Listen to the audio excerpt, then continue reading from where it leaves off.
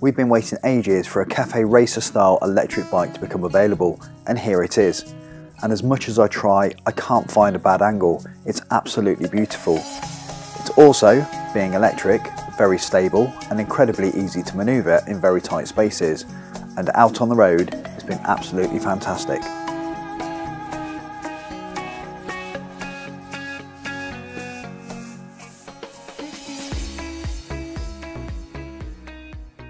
Hello and welcome to another episode, and welcome to the fantastic Horwin CR6 electric motorcycle.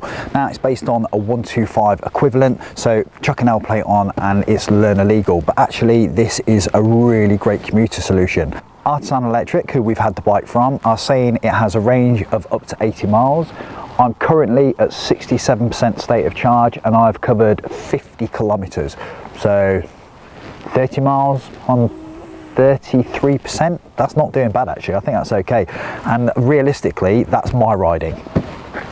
Now the battery is a 4 kilowatt hour with 18650 cells, so pretty standard electric vehicle type setup, and you can get a full charge from the charge port tucked just down the other side in about 3 hours, but actually a 20-minute boost will give you about 20 miles of range, so actually a very versatile bike. Artisan have said that it has a top speed of around about 55 miles an hour. I've seen 95 kilometers an hour on the display, so thereabouts. That does change a little bit depending on whether you're going up or downhill. In terms of power, it will give you 7,200 watts or 7.2 kilowatts peak, and that's pretty good. It pulls away nicely, it really gets off the mark. Around about the 30 mile an hour speed, it's still pulling well, and that sort of dies off as you move into the top speeds, as electric vehicles, or in fact any vehicle generally does. So one thing that struck me as being really very good on the Horwin was the way the suspension set up. Bikes are all about the way they ride, and this rides fantastically. It's 140 kilos, but Horwin have done a great job of setting this up. It's well balanced, its directional stability is good, and that's clever for the weight that's actually in the bike. The Horwin are saying the battery will last for 2,000 cycles. I'm guessing that is to a certain percentage, factoring in some kind of degradation. Remember, 18650s, the same as the original Tesla Model S, so they've stood the test of time and they are very reliable. The motor is oil cooled, so no overheating there, and just down the front here you have some cooling fins which are for the battery. That's so the battery is air cooled. The air rushing over the front there will take away any of that excess heat. So the Horwin comes with a single disc brake at the front and a 4-pot calipers twin line, so stopping power is good. Also you'll see the transverse front forks, which I think are aiding the really good suspension feel. If you come around to the rear, you'll notice a single disc brake and a single pot caliper. Point to note here is rear foot peg, so you can take a pillion on this, obviously not with L plates. And if you look just through here, again you have adjustable suspension for the back, so you can set it up as you want. All top stuff. Now strangely, you'll see it's got a chain and sprocket, which it's a little bit random. I tend to go for belt drives, it's much more efficient. However, this one is particularly quiet. A real gripe of mine is poor build quality, but you've got none of that on this bike. It's so well put together, everything's thought out well and everything is bolted down well.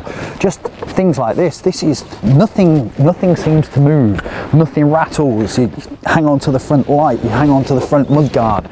For potential buyers, I think you can have a nice ownership experience here. This is a very well put together bike, and I'm looking forward to doing my next 50 kilometers. For the week that we had the Horwin, I constantly found myself looking at the bike and how good looking it is. It's a really great design, and the cafe racer style are all the rage at the moment.